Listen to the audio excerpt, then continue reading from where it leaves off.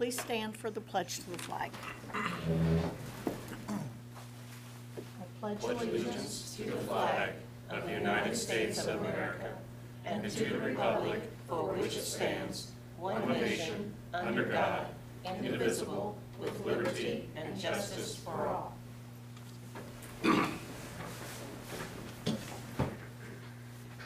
And now we'll have the reading of the mission statement. Richmond Community Schools guide students on pathways of learning to a future of limitless possibilities.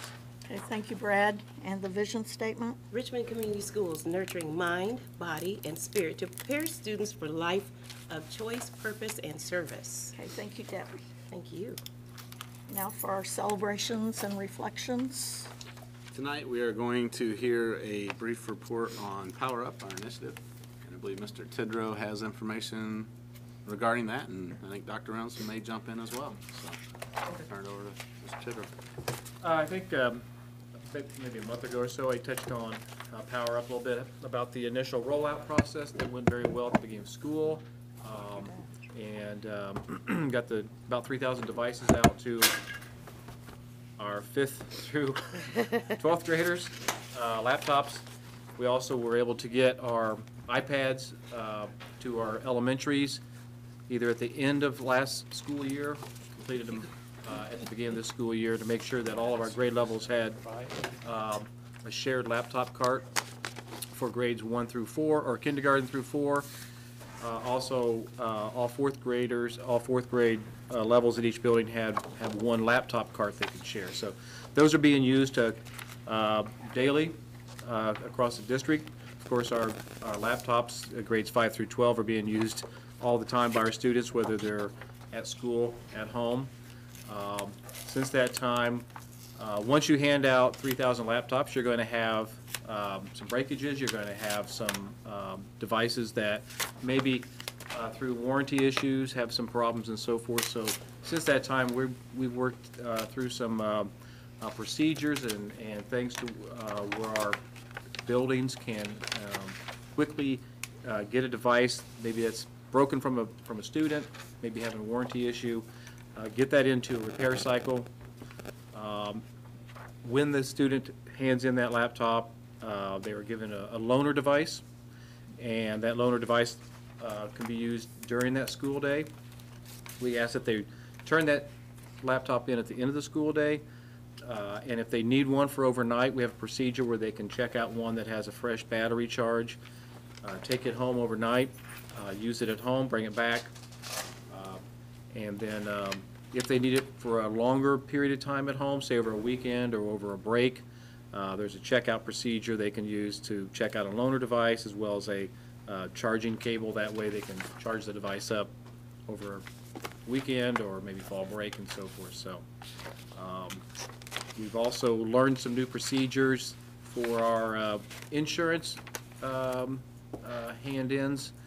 Insurance takes probably the longest amount of time to get a device into them, have them repair it, and have it sent back to us. In some cases, it's taken several weeks. We have shortened that period by, in one action, we drove about 30 laptops over to Columbus, Ohio, and dropped them off at the service center that they use, and that cut out probably a week of waiting on packaging and so forth. Since that time, we've also worked out with the insurance company that if we know that device is going to be out from the student for more than 2 weeks, we will go ahead and reissue them another new device and make that their device. From that point on, we will get that device back from the insurance company and put it back into our inventory. That way the student has that kind of their own device that they can carry to and from school, because really they shouldn't have to wait that 2 to 3, 4 weeks for insurance to take off. On the warranty side, one real big positive is we have several of our technicians now certified by Dell to do the repairs in-house, and what that means is they can get parts overnight as opposed to waiting several days or weeks. They're certified to do those repairs. I think Mr. Rogers back there is certified to do that. and that has greatly sped up that turnaround process. So we have a high school intern who's working with us, and he's doing repairs with us.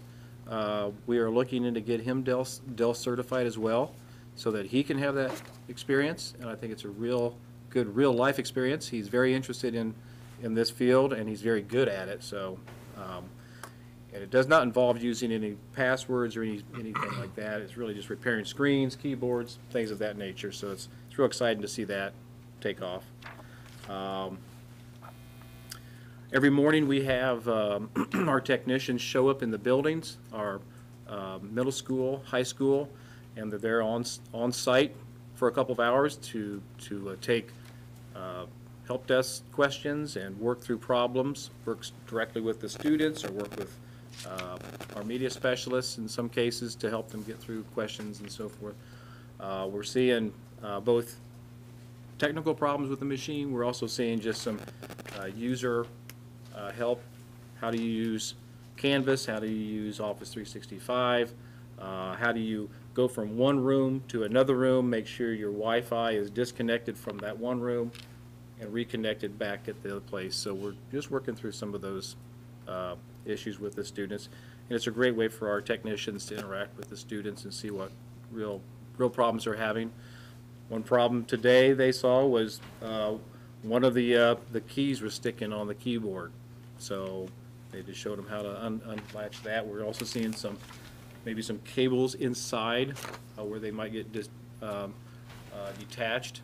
We just rewire them, and they can go on with life. So I know also part of the Power Up initiative has been the extensive professional development, which you've heard in the past, but maybe Dr. Reynolds can touch on that. Yeah, So. we've kicked off the Next Gen Cadre 2, which is a group of about 18 teachers and administrators that are continuing to use Canvas as the platform, but using the laptops to increase learning through blended educational opportunities. So we're really excited about that. Canvas continues to grow in usage.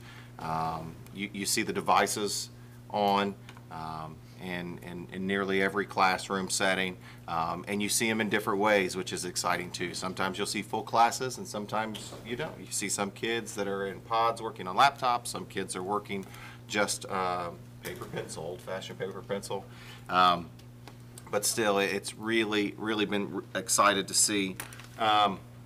We reduce some of the logistics and the disruption to class for assessments, for our common formative assessments, our CFAs that happen once a month or every 6 weeks or so.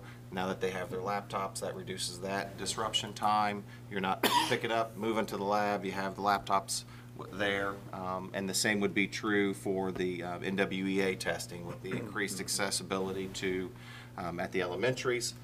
So that's lessened the logistics and really the classroom disruptions that can occur when you're picking up and moving kids around. So really exciting about that.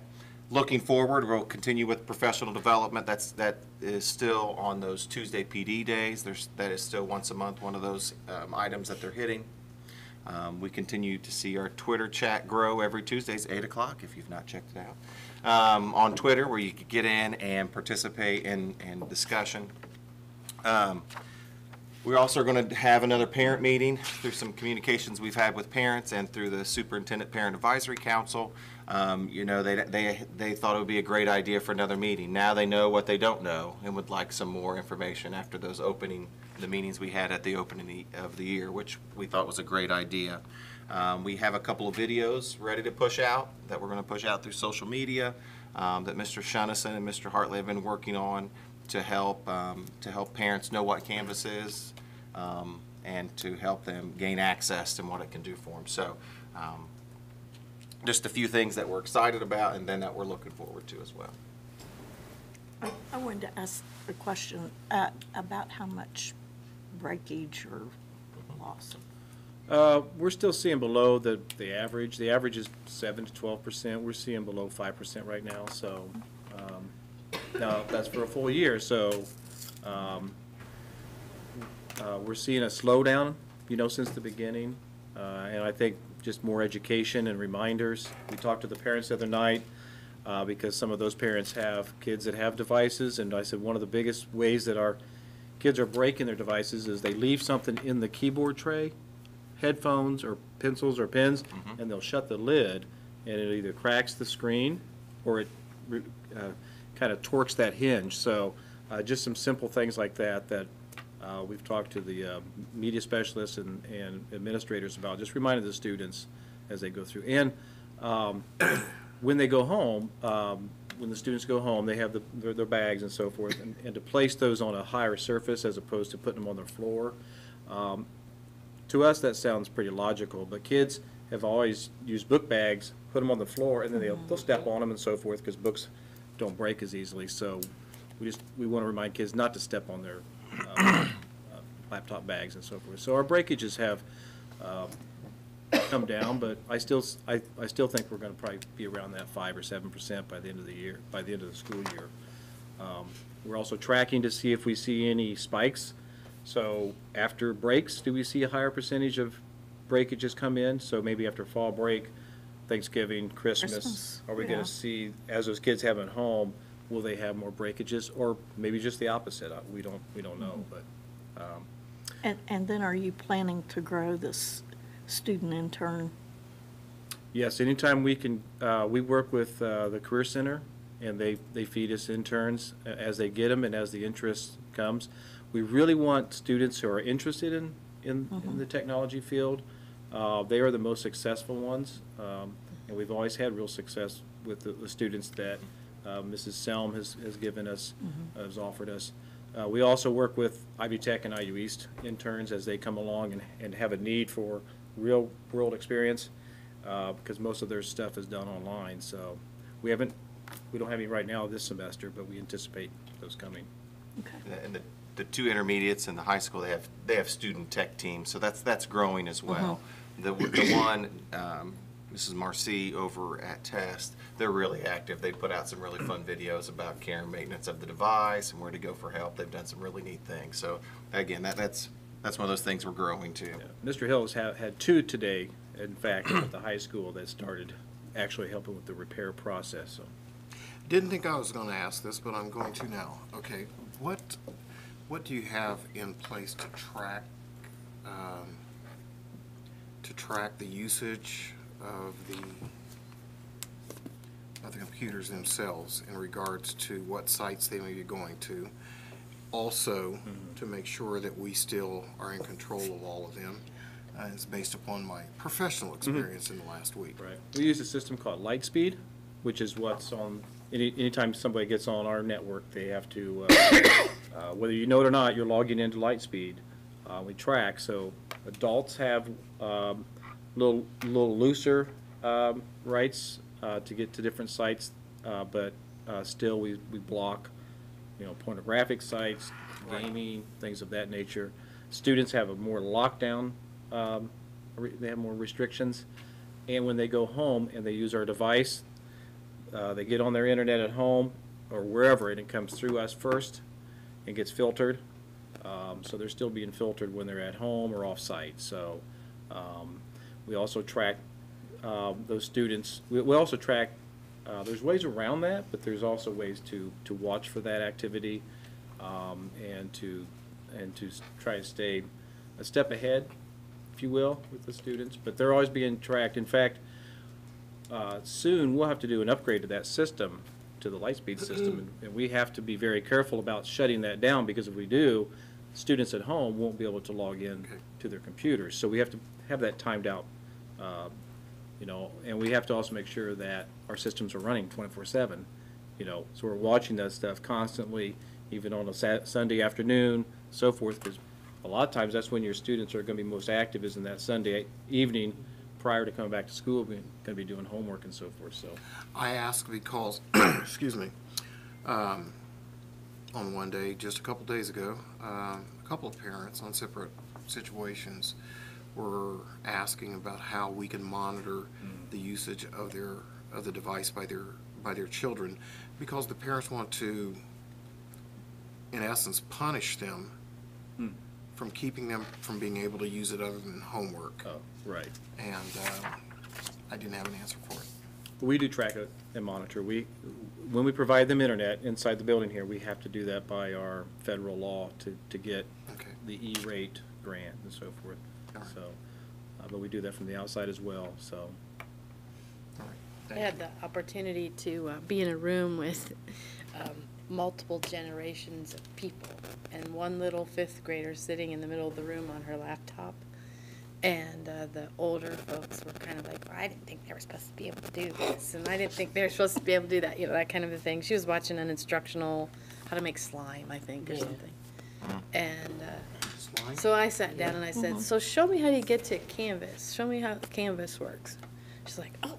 She got right in there and she showed me, and I think I used the wrong terminology on the home page or the whatever, and she goes, this is the home page. My teacher loads videos up here so we can review for tests and so she had it down, and I wanted to go, so there. It was awesome. Plan, which is great that you're doing all the things that you're doing.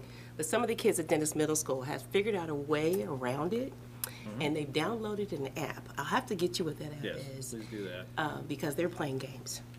Well, and there are some educational game sites. these are So once you know about that, or once I'll let you know. Teachers know about it, please let us know. That way we can help combat that, because although we don't tell students what to use these for in a way, but we do want them used for professional and educational purposes, so. Because some kids came to my home, was trying to tell my grandson, oh, check this out, dude, we can do all this. And Yeah. I said, no, he's not doing that. We do not restrict them adding programs to their laptops. And that was downloading an app that counteracted what you didn't want them to do. Right, so once we Kids are know so that, we tech-savvy. can block that. Yeah, they are, and that happens in the real world as well. Absolutely. So But sign them up for those the are- tech support group. Those are the Because kids we clearly know. they have skills. Exactly, because then they know what to watch out for, so. Right. I'll But get you. digital citizenship. Digital citizenship, yes, Just because I But that's a can good doesn't point. mean I should. That's right. right. Yes, let me know, Absolutely. please. Okay. Okay, well, thank you, guys. Thank you. And now we're ready for public commentary. No one signed up? Okay. And now for consent items. For your consideration this evening, we have 5.01, our approval of minutes. 5.02, the human resources, including the addendum that was at your desk this evening. 5.03, accounts payable. 5.04, a monthly financial report, and then 5.05, the resolution from our HR department. Okay, do I hear a motion that we accept the consent items? I so move. Okay, Jeff makes the motion. Second. Aaron seconds it. Any comments or questions? All in favor, say aye. Aye. Any opposed? Motion carries. All right, for action items? First action item this evening is donations, and I'm going to ask Mrs. Scalf if she would speak to that, please. Good evening. Tonight, we have received multiple donations from our community, and we are very thankful for those. Charles Elementary received a supply donation. Charles received the value of that of $770. Crestdale received classroom materials in the amount of $1,500. Fairview received a donation for their literacy night of $100. Westview received a donation of a book, valued at $10. Hibbard received art supplies, and the value of that is $131.83.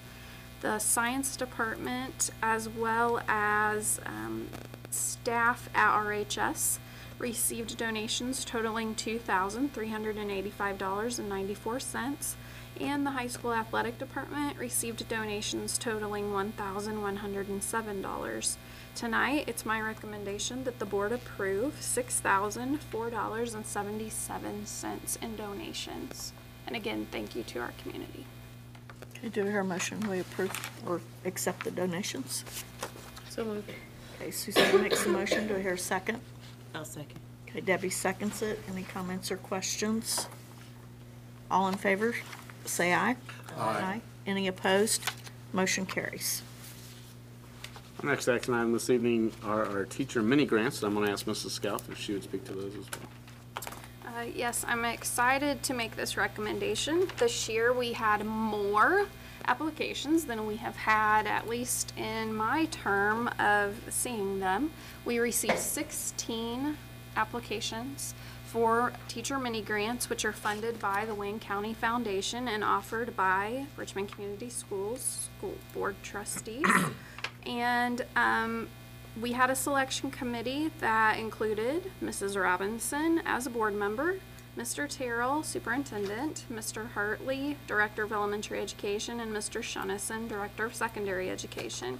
The grants were awarded based on the following criteria. Can this project be replicated for other classrooms? How many students are to be included? From what research is this project derived? What community resources will serve as partners, if any, in this project? And how does the project use innovation to address educational needs?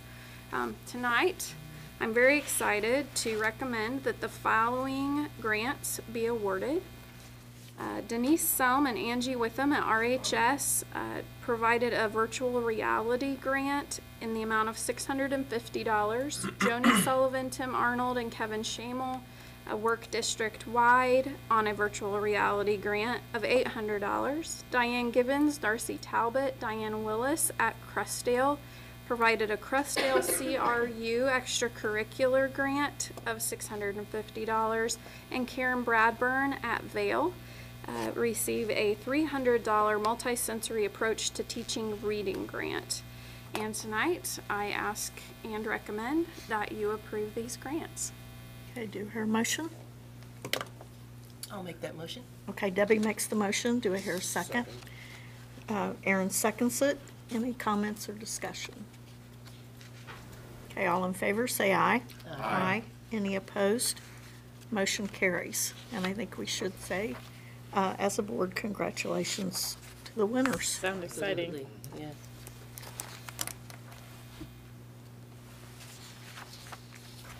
Our next action item this evening is 6.03 board goals for 2017-18 school year.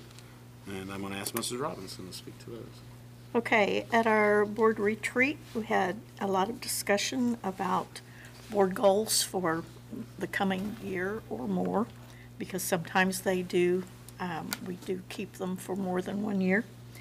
The ones that we are recommending is number 1, to improve student learning and growth. Number 2, organize and optimize resources to improve college and career readiness. 3, create a highly desirable workplace environment that attracts, develops, and retains talented staff. And 4, to strengthen internal and external relationships. After approval, if we do so, the administration will develop strategies and metrics that are straightforward and simple, and they will be about how we are going to get there and how we're going to prove it. So do I hear a motion that we accept the board goals as proposed? So moved. Okay, Aaron makes the motion. Do I hear a second? I'll second. Okay, Brad seconds it. Any comments or discussion? I just have one comment, Dixie. It's Okay. over one word, and Okay. that's improve. And it just came to me just a couple of days ago, and I'm sorry I didn't get with you before That's this. okay. But improve student learning and improve college readiness. Can we say enhance?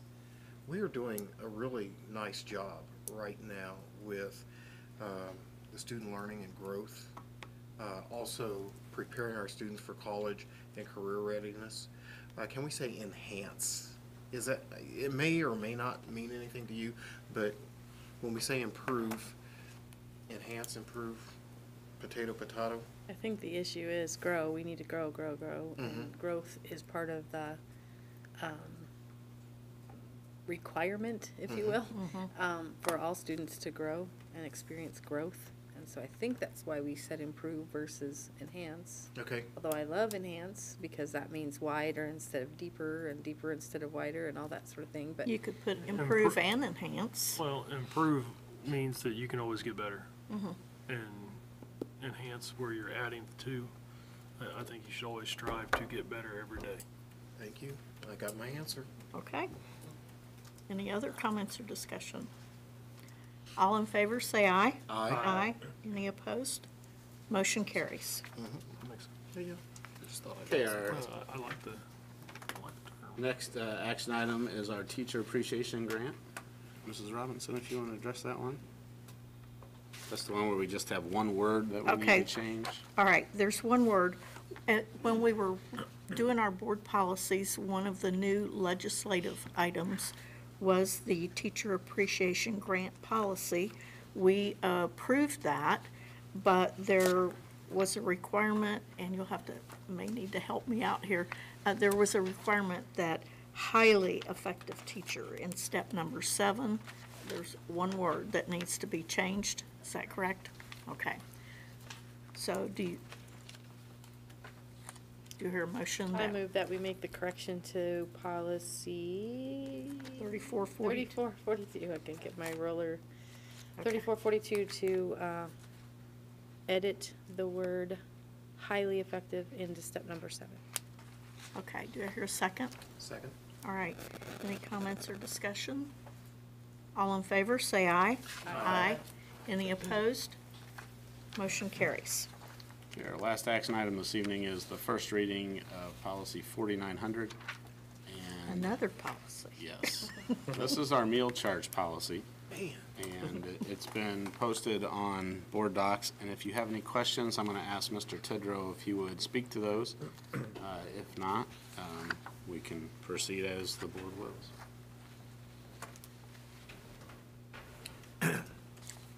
This is required by the USDA to have a board policy on file for local charging. So we ask that the board consider this as first reading. We also have a guideline, an administrative guideline that goes along with it that will have the details of how our local food service department will handle charges and the administration of those charges. Was this part of like getting into that lunch shaming? Or was it- This is just part of Just- the, they're going through an audit, they'll be going through an audit the next Okay. few weeks, and so this is one of the items that the USDA has put out to ensure that each site has on hand, so. Okay, So it wasn't directly, but it will impact that. but it will impact it. I make a motion that we move policy 4900 to second reading. Okay, do I hear a second? I'll second it. Okay. Jeff? Jeff? Go ahead. Okay. Jeff seconds it. We got it. We have co-seconds. All right. It's even. Any comments or questions? I just have a quick question. On the scope of responsibilities, it lists the parent guardian just simply as immediate payment. We're following some of the policies that were given as examples to follow that other school districts have had for those 3 entities and what their roles are. And we ask that parents and guardians have immediate payment if they have a charge. So we work with them to get that rectified, so. I'm guessing we do not deny kids. We do not deny That's what the top of the policy students says. meals. We feel it's very important for students to have food to be successful students, so. Are they given any different type of meal? That'll be covered in the guidelines, but we're not going to, we will not allow them to maybe go through the à la carte line where there be more charges, but we'll offer them a regular meal. Regular school meal. Regular school meal, so. Nice vegetables and. Yes. Very, No, some school, Nutritious. some school districts will basically take the food back and give them a peanut butter and jelly sandwich and stuff like that, and I don't want to be demeaning like that. we want to give them the offer and serve, which is offer what other students have an opportunity to get, Okay. besides the à la carte. And that's But not not to the say that extra, whatever Correct. things that. And Brad, that's not to say that hasn't happened in the past, but that is not the intention. Right. And just to follow up a little bit, I may be wrong on this, but I'm under the impression that our free and reduced lunch falls off drastically in high school. Well, we've seen that number go up higher and higher each year. In fact, this year has gone up.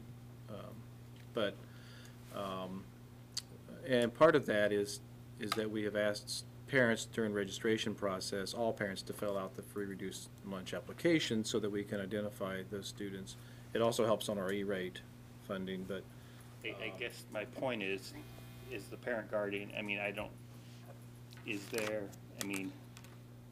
obviously we have students that would qualify that aren't. So are we working to, if we have, okay, Karen. If I Yes. might address that, because what will happen is once they accumulate so many charges, they can then, they then can go through the process of, we have to go to a collections agency for that. And no one likes to do that.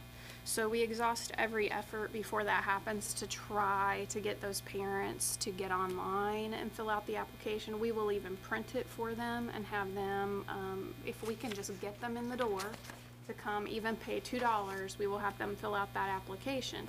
Now, it is not a mandatory application, so you cannot force a parent. However, we do try very hard to make sure that happens. And if I might encourage our public and our parents who might be watching, please go on and fill out that application. It takes 5 to 10 minutes of your time. It is very easy. If you don't qualify, that's okay. But if you do, it does provide your student with no need to pay for their student lunch, as well as it helps us on not just an E-rate funding, but our basic grant calculation for all of our educational funding uses that number. A lot of our grants utilize that number in order for us to qualify and to maintain services for a lot of our students. And it is an issue at the high school. Parents don't come in and register as often because kids are older. And oftentimes they can do that either on their own, or that you can take care of it at home and you just don't do that step. So we definitely encourage you to apply. If you need to utilize one of our computers, you are welcome to stop in. Our food service department would welcome that, and they do offer that as well. So. also if they notice the same student is having issues or problems, they do identify them and talk to the building administrator or counselors and so forth to see if they can help offset that, so. Okay. Any other comments or discussion? All in favor, say aye. Aye. Any opposed? Motion carries.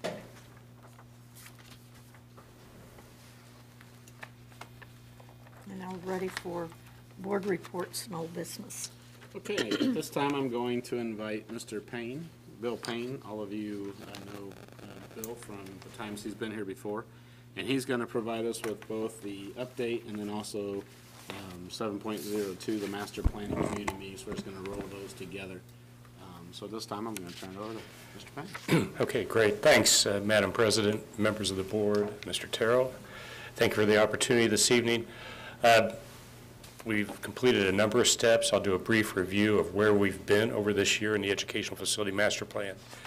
Activities are going to pick up dramatically here over the next couple of months. We have a lot of activities to cover as we move into the community engagement process and start to discuss options to address some of the information that's been developed in the master plan to date. So looking back, of course, as you all know, Dr. James Halleck led our educational visioning sessions earlier this year, and the findings and the documentation there, pardon me, has helped to influence many of the things that we're looking at as we're moving forward, both in terms of the capacity analysis, building evaluations, which we'll talk about, and going forward into the options stage. Historic analysis was completed by Jim Kinley. The draft is complete. That was focused predominantly on 4 buildings: Richmond High School, the central part of the high school, and McGuire Hall, as well as Dennis, Test, and Fairview, where historic fabric was identified. In the latter 3, it's predominantly on the exterior. Much of the fabric that may have existed at one time on the interior has gone in lieu of subsequent renovations, but obviously there's still significant exterior fabric there at those 3 buildings, as well as at the high school and in the oldest parts of the high school and McGuire Hall. That'll be respected in whatever options come forward. demographic study was completed and presented to you. We also did, most recently, we were here to show you the capacity analysis for all of your existing school buildings. And then most recently, two of my most senior principal architects, Chuck Tyler and Dan Mader, who you've met, visited all the school buildings over the last week and a half. And so I'm bringing to you this evening a high-level look at the preliminary building evaluations that were completed by those two senior architects. We have a legend here that I want to explain first before I go into an overall matrix to show this to you. So in terms of the building conditions, we used a very simple rating system of excellent, good, average, and poor. And you can see there's a brief definition of what those four indicate, and they're color-coded because, of course, the number of buildings and categories that we've looked at, it's more helpful to see those both in color in terms as well as numerical score. Just as important, and we've talked about this before, and this goes back to educational visioning, moving forward, what you're doing in your buildings, all the good work you're doing, and what you want to do is educational adequacy. So as you can see, I'll just read those out because I think they're very important. Can respond to contemporary requirements, generally meets current standards, improvements are needed, or does not meet current standards. So obviously when we see those areas in number 4, what we're identifying are things such as classrooms that are inadequate in size, technology features, uncomfortable conditions, those types of things that would inhibit 21st century learning activities and the things that you all are doing, whether it's one-to-one technology, collaborative learning, empowering students and staff to take charge of their own learning. Before I go to the next slide, I will tell you this, and we're very pleased. Many of our clients, we were able to tell them as we tour their buildings, you've done a wonderful job with maintenance. Nonetheless, we've identified a number of things that we would consider to be deferred maintenance. That's not the case here, and I'm just going to tell you right off. Both Chuck and Dan came back to me and said, Bill, you know, this is really remarkable what a good job Richmond Community Schools is doing with their buildings. And so that's going to be reflected, as you're going to see, in the overall evaluations that have been performed. So I think here you can also see the numerical scores for each one of the pre-K 8 schools, but you can also see them very quickly in terms of the color. So seeing that amount of green and some orange and a very limited amount of red, there's no mistake there. You all have done a very good job of maintaining your buildings. In both cases, Dan and Chuck went to separate buildings, different buildings, and evaluated them, and they were accompanied with your facility staff in each case. They were looking at these with a discerning eye from experts in the design of educational facilities, but they were also very interested in getting the impressions and observations from your folks. And quite frankly, there was not a lot to draw out of there because the buildings were in such good shape. So certainly you can applaud yourselves, your corporation, for doing an excellent job there. There are some areas there, obviously indicated in red, that are known that should be addressed. Not surprisingly, a number of them are roof areas that are most likely are already in the queue to be addressed. And there are some orange areas that as you continue forward, you would want to improve upon those so that those can be addressed going forward. I have a question. Yes. The drop-off and pickup areas, you've got Crestdale and Hibbert in red. I understand Hibbert. Crestdale, I don't understand. Okay. And I will admit, I did not tour all the buildings. We will back this up as we go forward. This is the first pass, so admittedly, when I say high level, sometimes people are mistaken. They go, oh, that's very intensive. No, high level would mean a very broad, summarized version.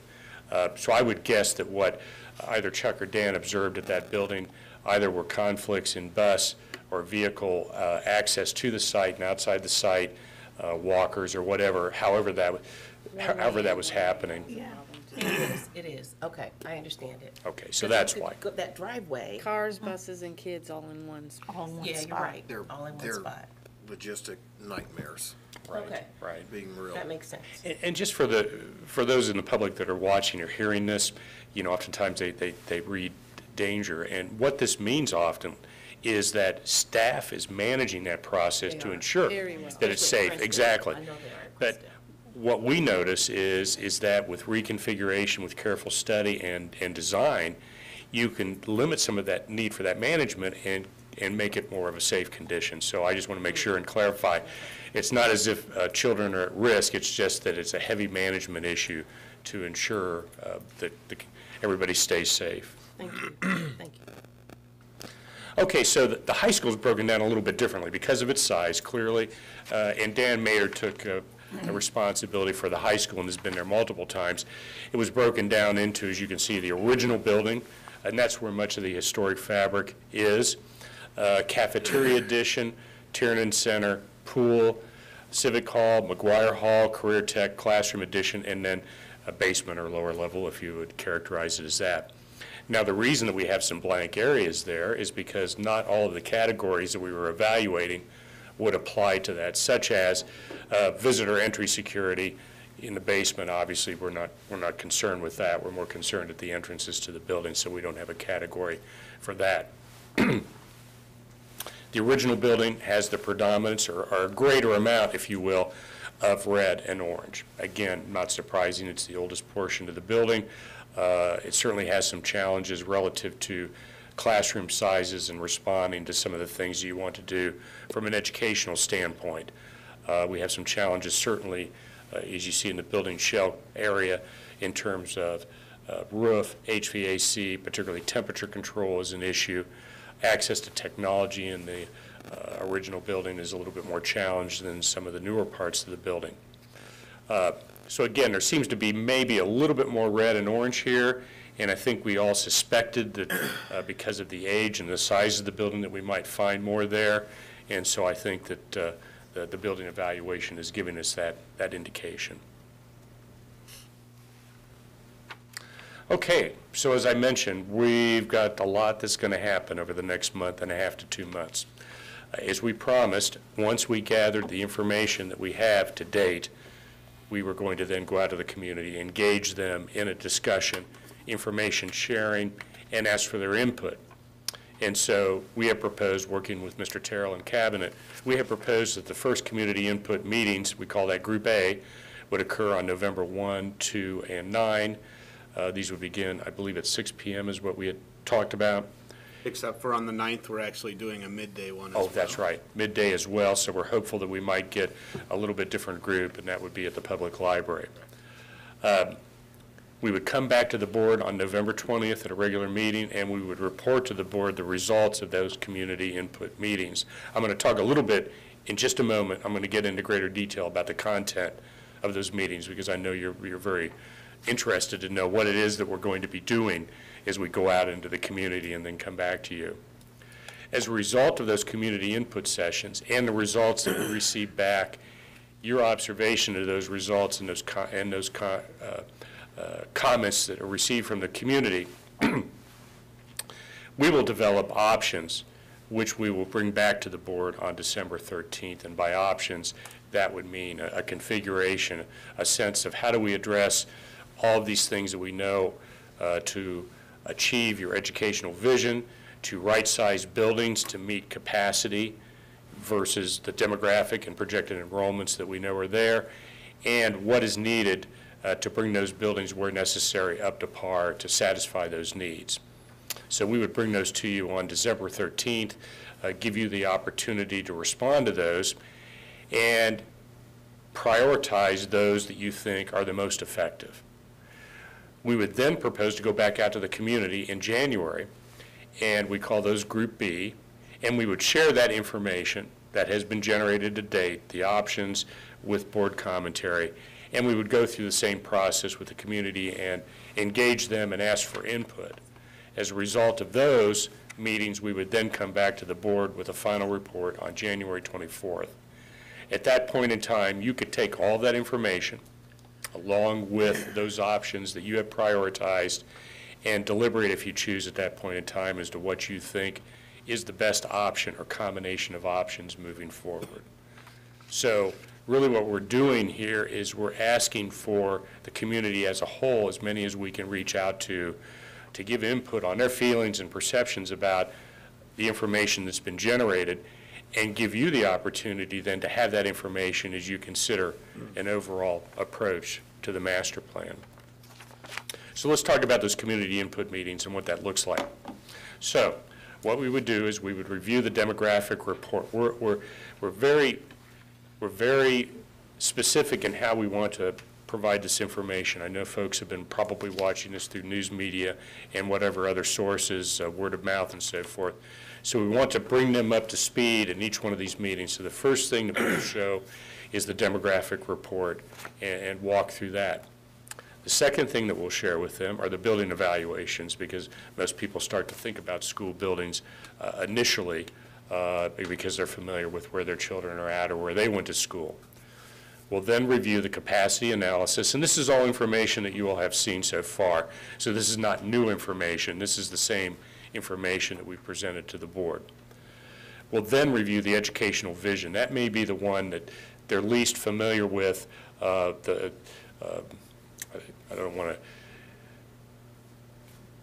don't have a good adjective to use for that right now. Educators probably do. But anyway, I think that's the one that might be possibly the most challenging to grasp onto. So that's why we leave that for 4, but it's certainly, if not the most important, very important. We want to identify facility issues that need to be addressed through that facility evaluation. And then what we do is something we think is very important, that's been very effective for us and many of our clients, is we will ask for input through the use of TurningPoint, which is a proprietary name, but it's an input device. So basically we have up to 100 devices. We hope we have 100 folks or even more. If we have more than 100, they'll just have to share with their like-minded significant other or best friend. I like under. But anyway, so we have 100 input devices, and what we will do is we will use very carefully crafted questions to ask them their opinions and perceptions on the information that they have seen. We're not asking them to vote on, oh, I want an option 1, 2, or 3. Rather, we're asking them their perceptions on grade configuration, their perceptions on maybe condition of the schools. One that we often ask is, what's your perception of the optimum size for, say, a K through 5, pre-K through 5 elementary school? And we may show them ranges. So we're getting perceptions on appropriateness of school facilities to serve your educational vision. We'll bring that all back to you. Now, the way that we do this is it will be identical questions at each one of the community meetings, so we can actually aggregate that into a single overall response. So let's say we get 100 people at each one of the community sessions. When we come back to the board then in December or in November 20th, we'll be able to show you those responses all together. All 300 responses will show you how that worked out. And typically our clients find that very helpful. As a result of that then, we'll come back and then start to fashion options so you can give that consideration. You know what the community input sessions yielded. You know what you've seen in our reports and our information. And then you can start to choose, we think these are the most appropriate options. Once we've completed that stage, we'll go back out to the community in January and we'll share all that information inclusive of the preferred options. And again, we'll ask for their feelings on the appropriateness of each one of those options as well as all the information. Again, we'll make it very clear, they're not voting on options, they're providing their perceptions on what they think are the most appropriate responses to the challenges that you all, or your aspirations. We'll bring that back to you in January, and then as a board, you can deliberate. Now, will we get a copy of all the questions and answers from each of the meetings as well? Absolutely. So, and in fact, we've done this a number of times, and so it's very important in the crafting of those questions, and Mr. Terrell and his cabinet will be heavily involved in that. So there'll be no questions asked in those community input sessions that have not been vetted thoroughly by the leadership team. Because as I said, we want to make sure that we don't, we want perceptions and observations, but we don't want voting on a particular direction. And yes, when we come back to the board, you will see those questions, you will see all the options. In some cases, it may be a true-false, it may be a multiple choice. Take, for instance, that range question that I asked. So 300 to 400 students, 400 to 500 students, and so forth. You'll be able to see those both in terms of actual numbers of responses as well in vertical graph format. I was referring to the questions and answers at the community. I'm assuming that after you go through the. Oh, I'm sorry. Yes, But thank Mr. you for the other Slifer. piece of information. Yes, you're exactly right. I mean, so we'll have just a summary of all the separate questions and answers that are not asked by you, but that are asked by the. So the survey is very good in that not everybody feels comfortable stepping up to a microphone and talking, and then others feel extremely maybe too comfortable, and they want to pontificate forever. We'll make sure and control that. Usually a 2-minute opportunity window is appropriate, and whoever would like to speak. So yes, we'll document that as well, so you will see those questions and answers. Certainly, the board is welcome. In fact, I would encourage you to be there sometimes to ensure that you all can be there if you like. You might establish that as a formal board meeting if all board members are there, but we will not allow the community to direct questions to the board. That's not appropriate at that time. You're there to listen and to observe and be informed about what you hear, and we want you to be able to do that. But if there are directed questions, that would either come to us or to the cabinet members as appropriate.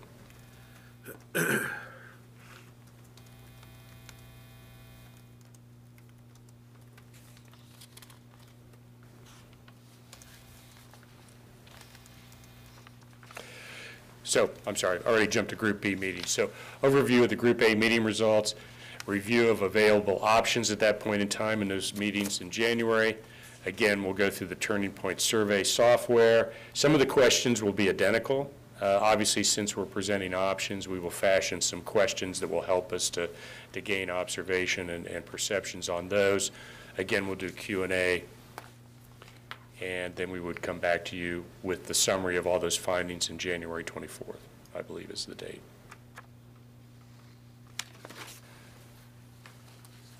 Okay. Any other questions or comments or thoughts?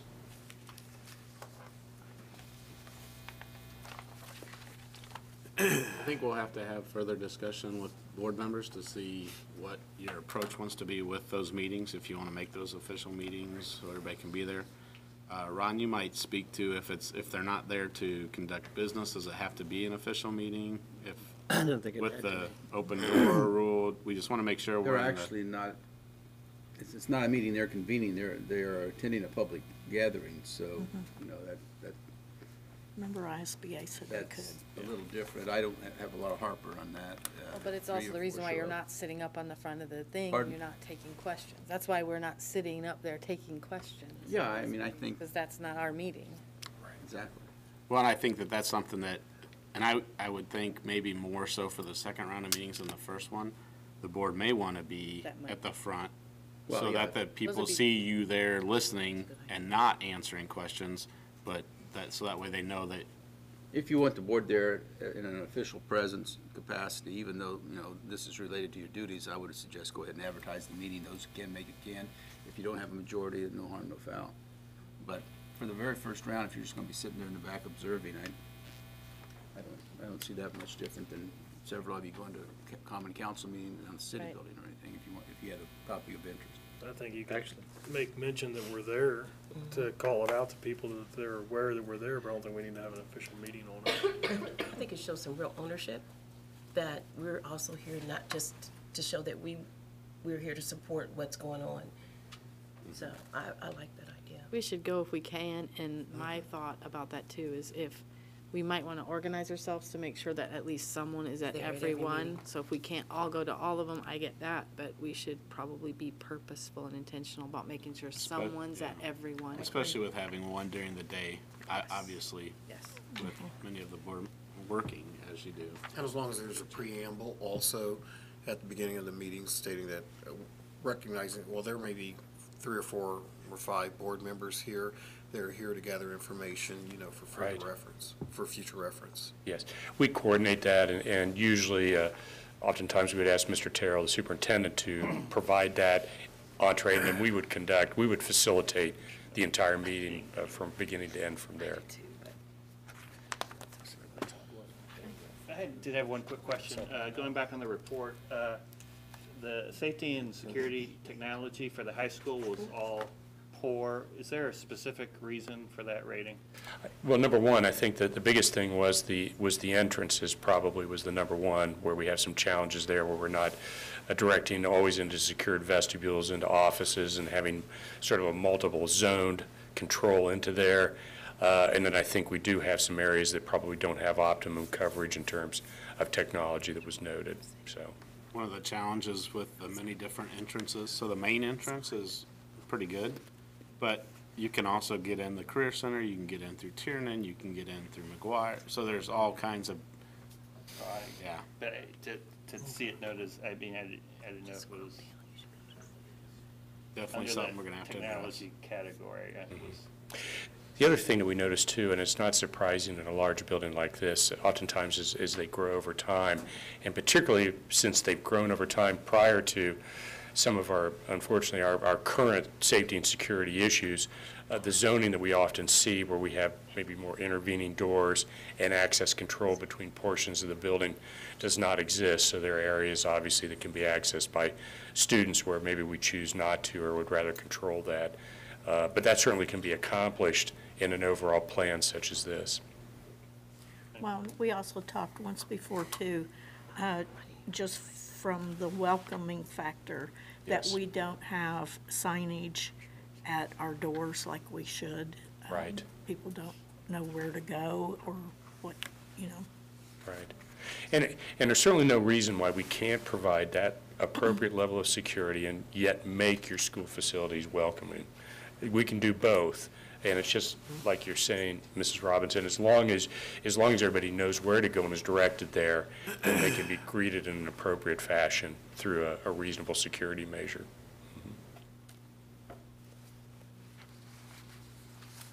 Have these meeting dates been advertised yet or anything? We've just started that process. I mean, this is next week. It is. Well, I mean, And the push is going to begin now with the one calls, it's gone out on social media already. Mentioned it on the radio 2 weeks ago. So the thing with this is you get out too far and people are like, yeah, it's 3 weeks away. So trying to balance that with getting it there with fall break. So that will begin, the bigger push will begin now. So these are going to take care, these are going to be at the library in the basement? No, we're going to have, let me pull that up. So the first one, November 1st, is going to be at the high school in the conference room right there by the cafeteria, and that's from 6 to 7. November 2nd will be at Charles in their cafeteria, and again, that will be from 6 to 7. November 9th, we will be at Morrison Reeves Library from 11 to 12, and Bridget, location on that one? The teen room. And then the 9th will also be at Fairview Elementary in the cafeteria from 6 to 7.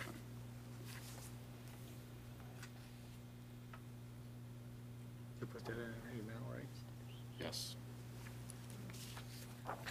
Actually, it was on, get the social media flyer and email to all of you as well. Social media, what's that? So, yeah, different locations, obviously, to try to encourage as many can you say that participants. again? Oh, Charles sorry. is where? He's gonna send They're all us gonna a be in the brochure. cafeteria, except for the high school, which is gonna be in the conference room by the cafeteria. But Charles is the 2nd, 6 to 7. November 9th is Fairview from 6 to 7. Fairview.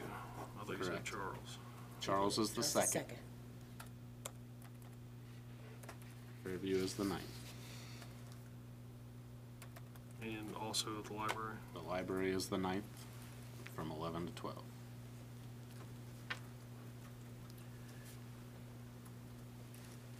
Just a little interesting point that we've learned, besides the fact that we have these at all different locations, try and encourage as much access to your community as possible.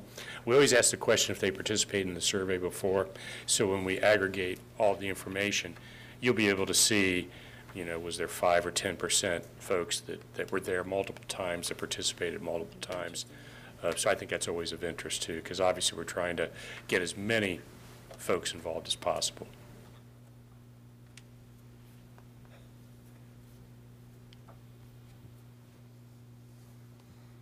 Any other Thank you. questions that you may have for Mr. Payne? Until the work comes out.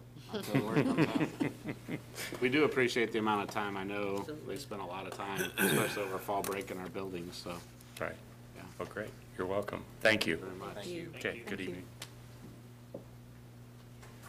Okay, I had, under board reports and old business, I had a couple of other things. Number one, when we moved our board meetings from 6:30 back to 5:30, this was like a couple of years ago, we agreed at that time that by moving them back to that time, that we would have executive sessions after the board meetings. And I know that now we have more, even more board members now that have day jobs and sometimes need a little time to at least get something to eat, go to the bathroom, clear your head, and go from your day job to your board job. So I don't know if the board would like to revisit that at some point, but that was what we agreed to, and unfortunately, we've been having executive meetings again before board meetings, and that makes it hard for people who are working, because a lot of people have to work to 5 or later, so. It's kind of a trade-off. It's nice to get finished earlier. And there's at least one case where we kind of needed to meet before the meeting, like because of the information. So, I mean, obviously, I'll do whatever, or I'll try to make whatever work, but. Well, I didn't say that we, Yeah. I think it's something that we need to think about seriously, because as new board members come on eventually, there may be more people with day jobs, and is this, how problematic is this? So, I think it's something we need to bring up and discuss as a board. Well, especially since the practice has completely reverted to having the executive sessions before. I personally would just soon have them at the end. Not that our meetings are shorter at the end isn't as bad either. When they were going till 10, executive board, meeting at the end was rough. I have no problem with either. If we do it at the end, I would prefer that there be a time constraint, so that we don't linger until the next day. When I first came on, I thought there was a comment made that we were having too many exec board meetings. We had one almost every month or meeting, and we aren't doing that anymore, but We're not doing them like we used to. there's been a few We've lately. been pretty heavy lately, but, Yeah. so that's all I would say. That will change. Well, at least now, we have them only when we have to have them. So, that's kind of where we are now. We used to have them, I think, just because we had them, I don't know. And then the second thing that, but anyway, we'll bring this back for discussion. We'll put it on board agenda or something so that we can discuss it, and this will give you time to think about what you want to do. The other thing is I sent out a draft letter to teachers and administrators. I got some replies, but not all replies, and I don't ever put out anything unless the whole board's in an agreement. This was brought up over concern when Chuck gave his presentation on ISTEP and NWEA, and especially the school grades, that teachers and administrators were really, a lot of them, crestfallen over the grades that they had received after working so hard to make sure that they were trying to get them up and show student growth. So this was going to be a letter from the board, basically, that we still expect growth, we still expect accountability, but more like we understand. It was that kind of a letter. So as a board, do you want me to send it? Absolutely. Yes. I thought it was a good letter. Hope you got my response. It was Yeah, very good. but I Yes, didn't get it from everybody, Yeah. so I wanted to make I said sure. go with it. And then the fact that it's taken 2 weeks, since our last meeting to do it, and the report that was given. Again, as soon as we can do that, because they need to know. Guys, Thank you. Everybody okay with it? I mean, I would not be, we need to hold accountable and we need to strive for excellence, and a little fire under the feet's not a bad thing either. Right. Okay, I'll put that out hopefully tomorrow. And now we're ready for the second public commentary. I don't think anyone's left, so no public commentary. Preview of upcoming meetings and events. Again, go ahead. I'm sorry, Dixie, I had something for board reports. Oh, okay. Just a suggestion. As we move on with what Fanning Howie is doing and everything, it's been a couple months since we've had a Teacher of the Month recognition. However, I would like to see also, or the possibility that sometime in the future that we put out a feeler to the families in the community whose sons or daughters have graduated from Richmond High School, have gone to college, gone to the military, have gone someplace else. You know, when we talk about college or career readiness, we've got some students some young people who have graduated from Richmond Community Schools who have really benefited from our educational process here, who are doing some outstanding things in college, who are doing some outstanding things in the military, who are doing some outstanding things as small business owners and everything else, and an opportunity to reflect and give them an opportunity to be presented and highlighted by us. This is what we are producing here from Richmond Community Schools. This is the impact that they're having on, you know, society and everything else. That way, we don't just give them a graduate diploma in June and then we forget about them. You know, they are our legacy, and give something that we can put out there and other young people can strive for.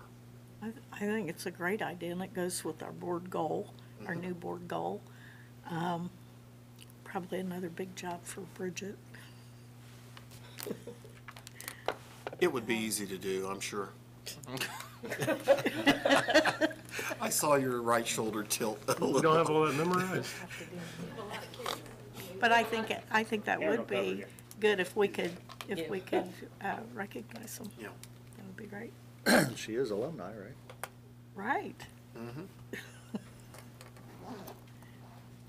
Okay, anything else? Thank you for letting me share. Okay. All right, now the preview. Upcoming meetings, community meetings, we already spoke about, so that's the biggest part of it now. Okay. Press conference.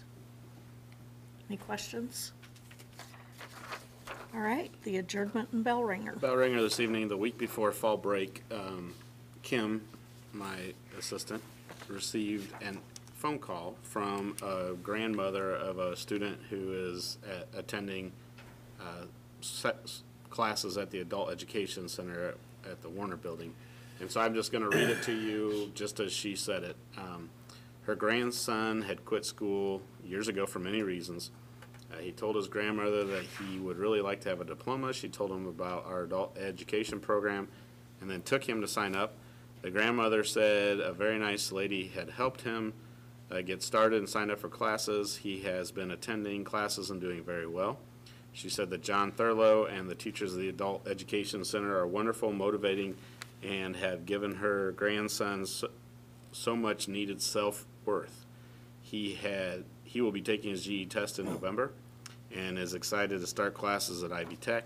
She said her grandson is a different person since he started attending the Adult Education Center, and she wanted to make sure that we were aware of how great the program and the teachers are and the great job they have done with her grandson. So a lot of times we talk a lot about pre-K to 12, but we also need to remember that our adult education program is doing amazing things.